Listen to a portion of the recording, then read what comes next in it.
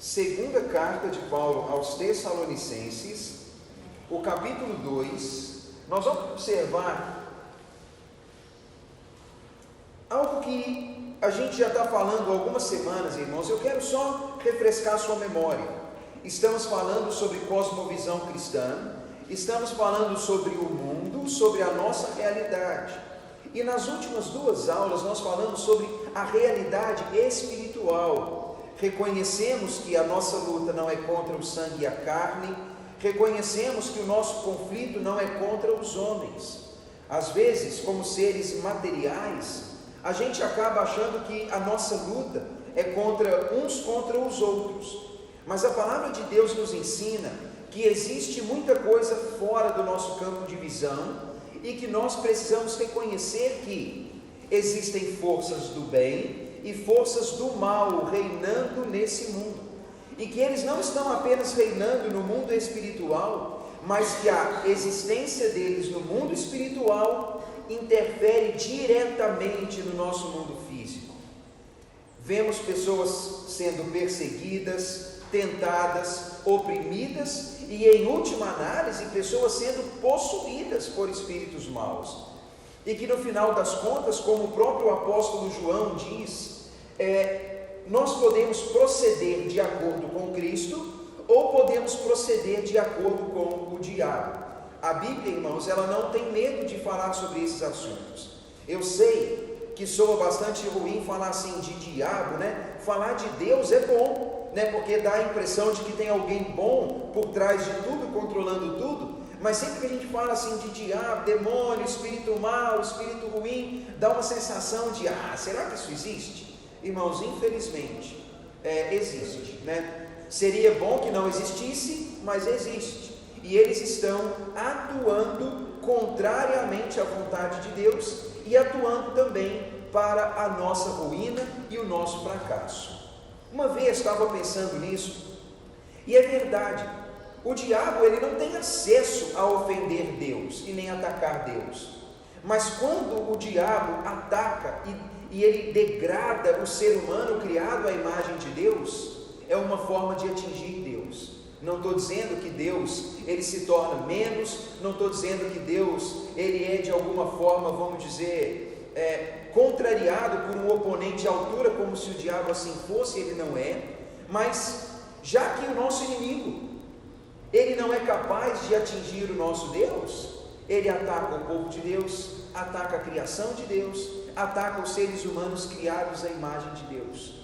Irmãos, não se enganem, existem forças espirituais lutando contra e a favor de nós, e a gente precisa estar preparado por isso. Eu acho que a gente precisa orar mais, para que Deus nos ajude a entender que nós não estamos lidando com homens maus, com políticos maus, com pessoas mal intencionadas apenas, mas que por trás de tudo isso existe um mentor, existe um tentador, um influenciador, e que da mesma forma que tem pessoas sendo guiadas pelo Espírito Santo de Deus, tem pessoas sendo guiadas por espíritos ruins, espíritos que levam à escravidão de algumas práticas, a alguma forma de crueldade. E mesmo nós, que não seremos possuídos porque somos habitação do Espírito, certamente nós seremos tentados e oprimidos com toda certeza. E a gente precisa ficar muito atento, porque o diabo é como um leão faminto que está tentando devorar cada um de nós. E se a gente baixa a guarda, irmãos, parece que isso de fato tende a acontecer, tá certo? Então, o texto de hoje, ele fala um pouquinho sobre essa batalha espiritual atingindo o nível material em uma dimensão bastante ampla e profunda. Vamos ler esse texto? 2 Tessalonicenses capítulo 2, e eu quero falar um pouquinho mais disso com vocês.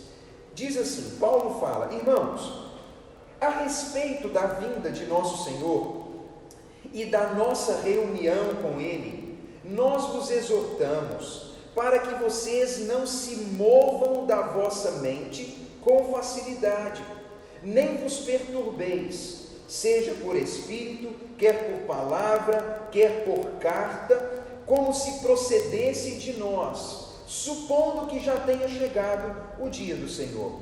Ninguém de maneira nenhuma vos engane, porque isso não acontecerá sem que primeiro venha a apostasia e seja revelado o homem da iniquidade, o filho da perdição, o qual se opõe e se levanta contra tudo o que se chama Deus ou é objeto de culto, a ponto de assentar-se no santuário de Deus, ostentando-se como se fosse o próprio Deus. Não vos recordais de que ainda convosco eu costumava dizer-vos estas coisas? E agora vocês sabem o que detém esse homem, para que ele seja revelado somente em ocasião própria. Com efeito, o mistério da iniquidade já opera, e aguarda somente que seja afastado aquele que o detém. Então será de fato revelado o iníquo, a quem o Senhor matará com o sopro de sua boca, e o destruirá pela manifestação da sua vinda. Ora, o aparecimento do iníquo é segundo a eficácia de Satanás, com todo o poder e sinais e prodígios da mentira, e com todo o engano de injustiça aos que perecem, porque não acolheram o amor da verdade para serem salvos. É por esse motivo, pois, que Deus lhes manda a operação do erro, para darem crédito à mentira, a fim de serem julgados todos aqueles que não deram crédito à verdade, antes, pelo contrário, se deleitaram e tiveram prazer na prática da injustiça. Essa passagem, ela já foi alvo do nosso estudo na série que nós fizemos antes, sobre a escatologia, o estudo das últimas coisas nos evangelhos e nas cartas. E quando nós olhamos esse texto, irmãos, ele é um dos mais ricos e claros a respeito dos eventos futuros. Um fato que a gente já pode assumir até esse momento é que nós já estamos vivendo aquilo que nós chamamos de últimos dias. Quando Jesus Cristo veio a essa terra, ele disse: dentro de pouco tempo eu vou vir, vou voltar, e quando eu voltar, eu vou ajuntar comigo os que são meus. Eles vão habitar comigo e vocês vão ver que aquilo que eu prometi é verdadeiro. Jesus Cristo fez essa promessa. Na prática, irmãos, Jesus Cristo, ele fez uma promessa simples. É como se ele dissesse: eu fiz discípulos, esses discípulos farão outros discípulos, e quando eu voltar, eu vou ajuntar todos aqueles que são meus discípulos comigo. Eles estarão comigo para sempre. Mas, à medida em que os apóstolos escrevem, orientados por Deus e inspirados pelo Espírito Santo de Deus, eles começam a dar detalhes. E nesse capítulo especialmente, a gente observa que Paulo, ele diz assim para os Tessalonicenses: cuidado, porque existem alguns falsos mestres dizendo que o fim já chegou, que Jesus Cristo já veio e que esse tão aguardado dia já aconteceu. Mas Paulo diz: não se deixe enganar com facilidade. Ele fala: não permita que alguém mova você com facilidade. Não permita que alguém venha te induzir, criar medo, preocupação, ansiedade. Não permita que alguém, por carta, por espírito, venha atrapalhar a sua espera pela vinda de Jesus, porque esse dia ainda não aconteceu. Na prática, alguns mestres estavam dizendo que Jesus Cristo já tinha voltado segunda vez, que ele já tinha vindo e que o tão aguardado dia de Cristo já tinha chegado. A igreja então, irmãos, estava em alvoroço, pensando: mas já aconteceu? Como que foi? Eu não vi, não sei. O que está acontecendo? A igreja estava meio desorientada. E Paulo diz então: o dia do Senhor, ele será precedido por alguns sinais. Algumas coisas vão acontecer antes que esse dia chegue. E o apóstolo Paulo então, no versículo 3 em diante, ele fala: ninguém engane vocês, porque de nenhuma forma Jesus Cristo voltará e o dia do Senhor acontecerá sem que primeiro venha a grande apostasia e o homem da iniquidade seja manifesto. Então, irmãos, observem a ocasião em que Jesus voltará e reunirá consigo os seus filhos, os seus seguidores e discípulos. Isso só acontecerá depois que haja a grande apostasia e a manifestação desse homem mau, que ele é reconhecido por nós como o anticristo. O versículo 3, ele dá para nós uma ideia de ordem. Paulo fala: não acontecerá sem que primeiro venha a apostasia. Apostasia, irmãos, é uma palavra que descreve uma grande rebelião. É uma palavra que descreve um afastamento, um distanciamento. Mas não é só um distanciamento, vamos dizer, das pessoas se afastando umas das outras, mas é basicamente os homens se separando do Criador e do estilo de vida do Criador. A palavra apostasia descreve também o povo de Deus, que antes estava com Deus, se distanciando de Deus. E Paulo então diz: haverá uma época em que um grande afastamento, um grande esfriamento acontecerá. Muitos se afastarão de Deus. Isso, irmãos, é uma grande apostasia. A título de curiosidade, a expectativa que nós temos a respeito da volta de Jesus, ela não é propriedade nossa apenas. Não se iludam, irmãos. Todas as gerações juraram de pés juntos que Jesus voltaria na geração deles.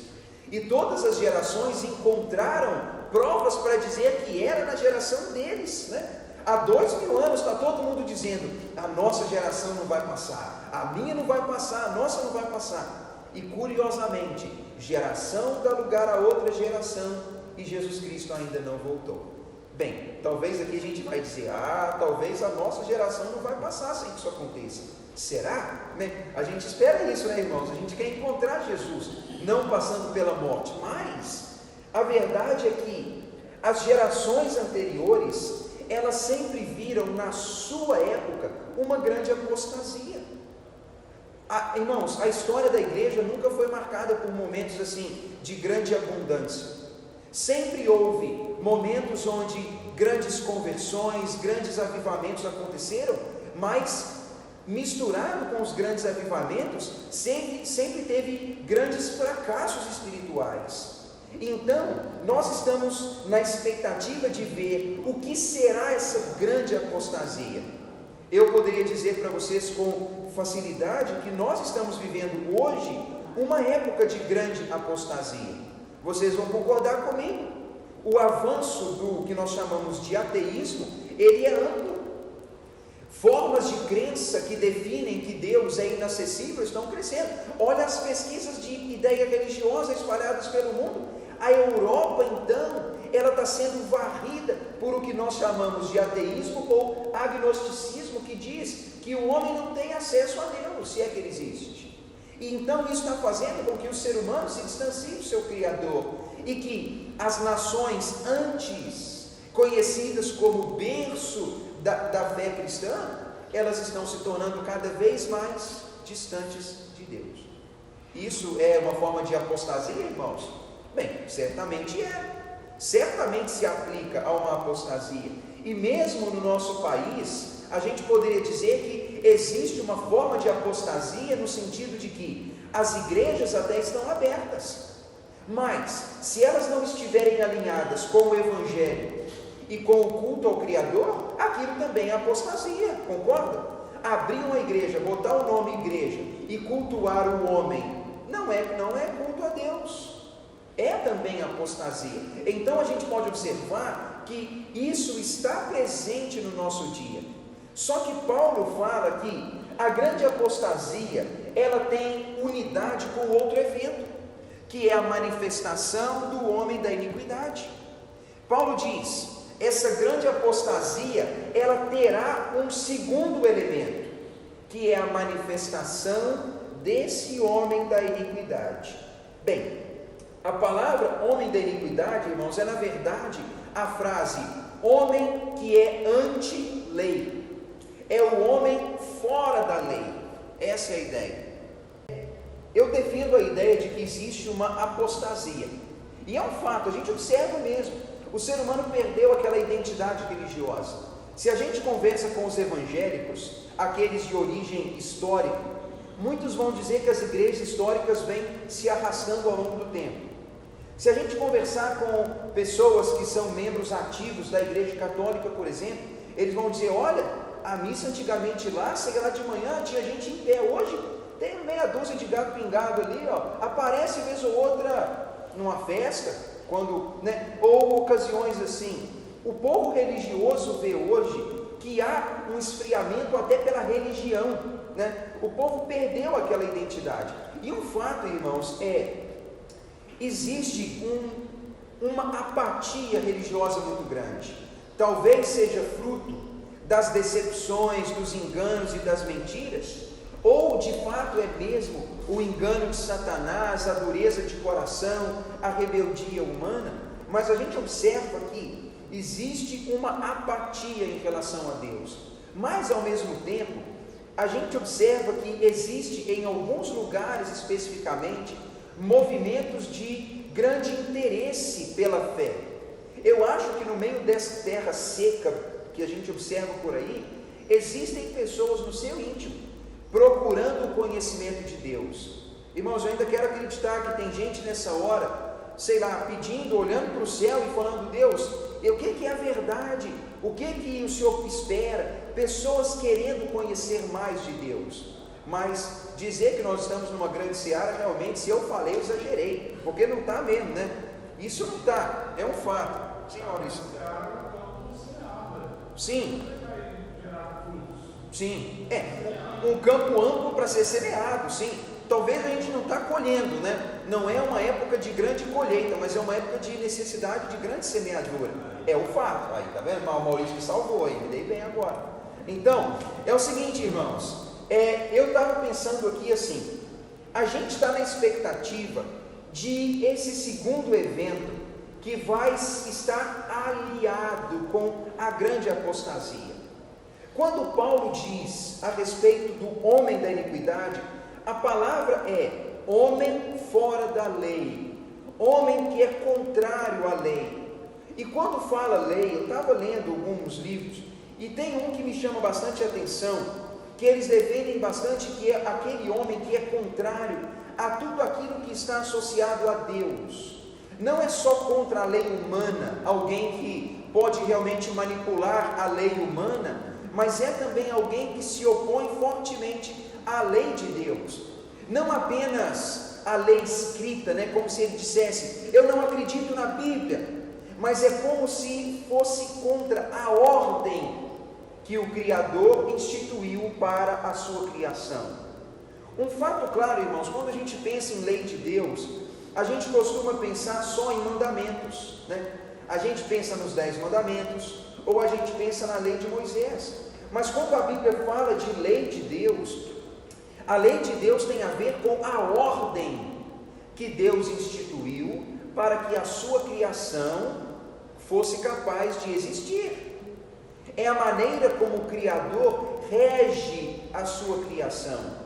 E eu creio que quando Paulo diz que esse homem anti-lei é um homem contrário a tudo que é regra, humano e também falando espiritualmente. Ele fala que é o filho da perdição, aquele que se opõe a tudo que se chama Deus e que se opõe a todo objeto de culto. Paulo, irmãos, dá uma descrição muito curiosa. Ele fala que aparecerá esse homem, que ele é contra a lei, ele é malvado, ele tem uma natureza perdida, ele não se adequa a nenhum padrão, ele será contrário a toda forma de culto. Não é só que ele vai ser contrário a nós cristãos, mas provavelmente ele será contrário aos cultos religiosos e provavelmente ele trará para si a ideia de podem servir a mim, eu sou o suficiente para isso. Paulo diz no versículos 4 que ele se opõe e se levanta contra tudo que se chama Deus, falando do nosso Deus especialmente, ou é objeto de culto, a ponto de se assentar no santuário de Deus, ostentando-se como se fosse o próprio Deus. Bem, aqui a gente tem um grande desafio, eu tenho, porque Paulo diz que esse homem fora da lei, malvado, iníquo, ele se levanta contra Deus e ele vai colocar-se numa posição onde ele diz: eu sou Deus. Mas eu vejo que nós estamos vivendo uma época crítica, no sentido de relação religiosa, relações humanas. Nossa geração, irmãos, está desorientada, o ser humano não sabe o que acreditar. É como se houvesse uma expectativa de poder acreditar em alguma coisa, né? É um cenário bem propício. E imagine comigo, se tudo isso que Paulo está dizendo começa de fato a tomar forma, uma grande apostasia, um grande esfriamento, que de fato a gente já observa um grande esfriamento.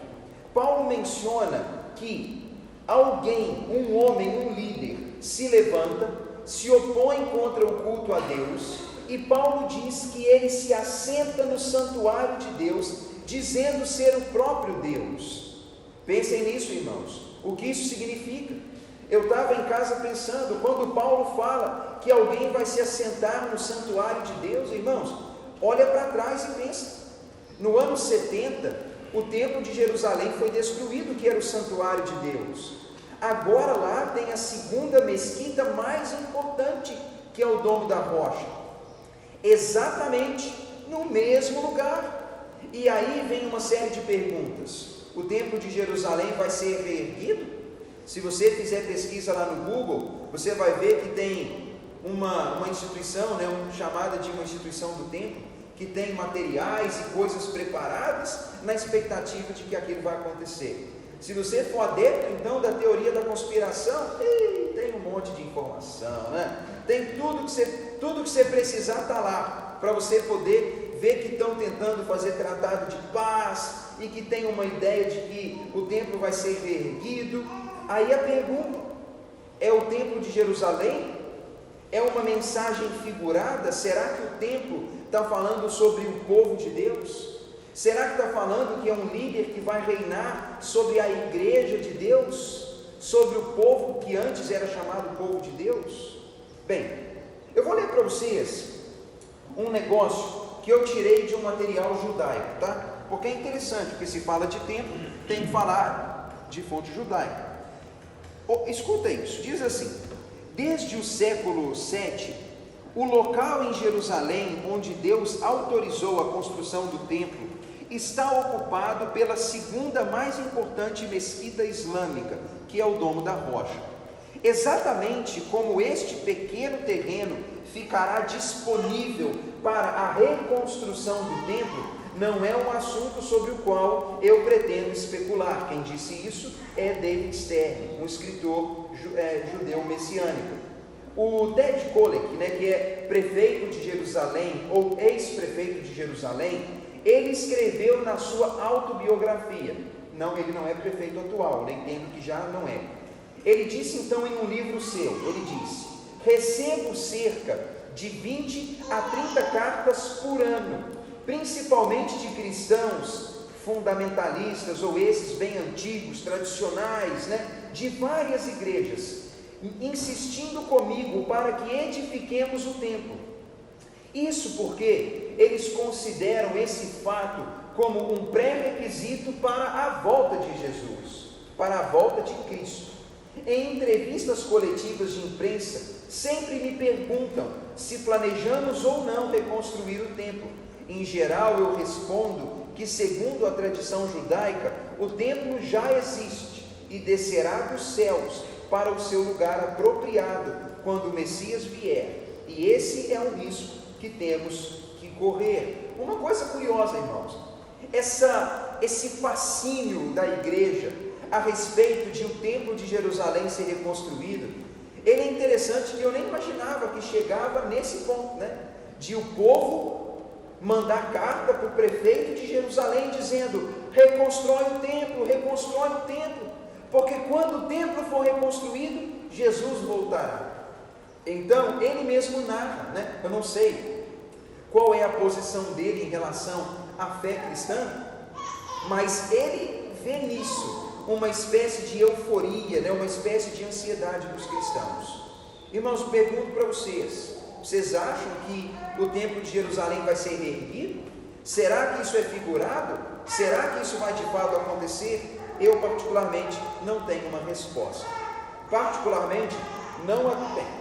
Não, estou falando isso da boca para fora, porque eu não tenho muito embasamento. Mas não acredito no templo ser reerguido, pelo menos por agora, né? Mas, uma observação. Paulo diz que de alguma forma esse líder que virá, ele terá uma atitude arrogante de sentar-se e dizer: eu sou Deus, cultuem a mim, olhem para mim, vocês não precisam do seu Deus. Irmãos, até aqui eu quero dizer o seguinte: nós estamos falando de um evento, o evento final. Nós estamos falando que essa grande batalha de âmbito espiritual, ela terá um clímax, ela terá um ponto máximo, e o ponto máximo será a grande apostasia e a manifestação desse homem da iniquidade. Aí você diz assim: mas pastor, o que é que isso tem a ver com o mundo espiritual? Se a gente observar o versículo 7 em diante, nós vamos observar que a manifestação desse homem não é uma manifestação humana e política só. A palavra diz no versículo 8 que o aparecimento desse homem é segundo a energia, é segundo o poder do próprio Satanás, e que ele será agente de poderes, sinais, prodígios.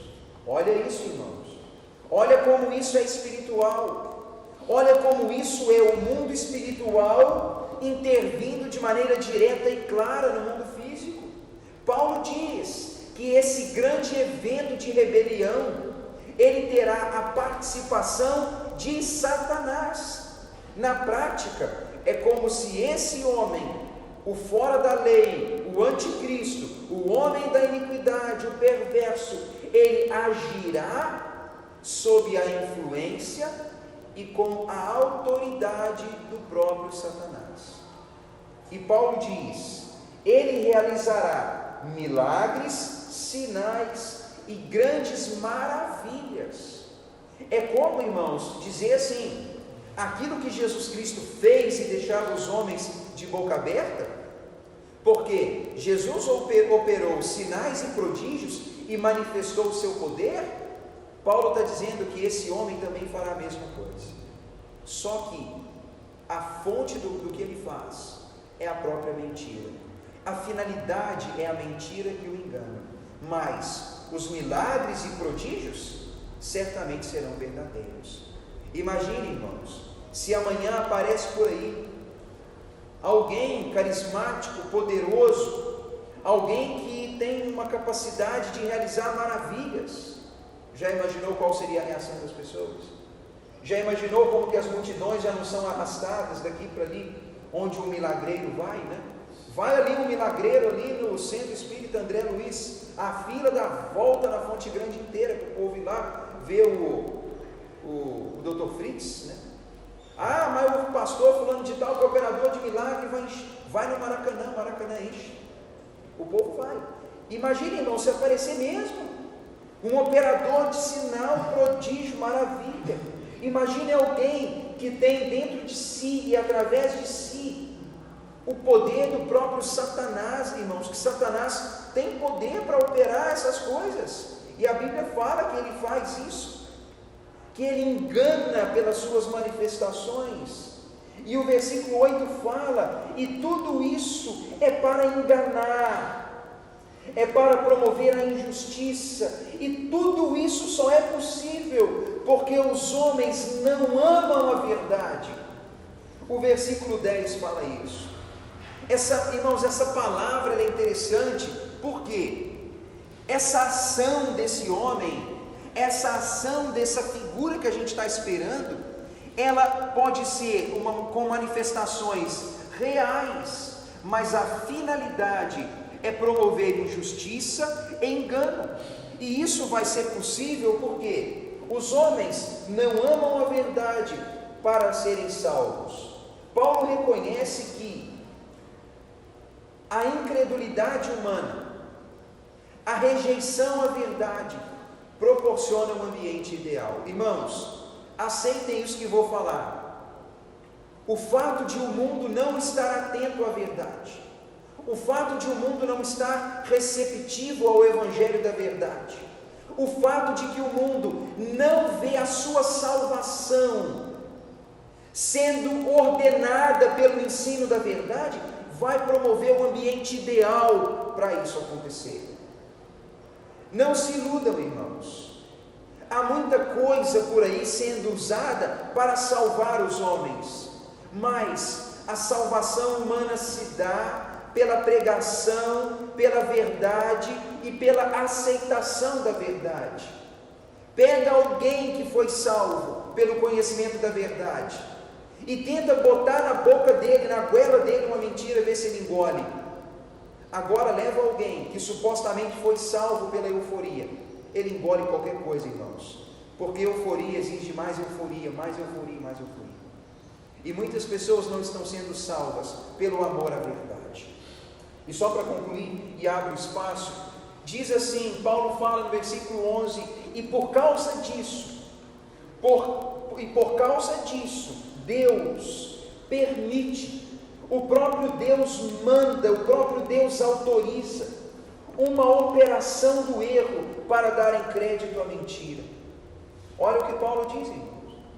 Os seres humanos já não amam a verdade, os seres humanos rejeitam a verdade, então o próprio Deus permite. É como se o próprio Deus fizesse aquilo que Romanos capítulo 1 diz. É como se Deus dissesse: vocês não querem ouvir a verdade, então faz o seguinte, faz o que você bem quiser. É a mentira que quer? Ame a mentira, sirva a mentira, se engane mesmo, você então pode ir. É como se Deus permitisse que um ambiente de erro e engano tomasse lugar no meio dos homens, para que os homens acreditem mais e mais na mentira.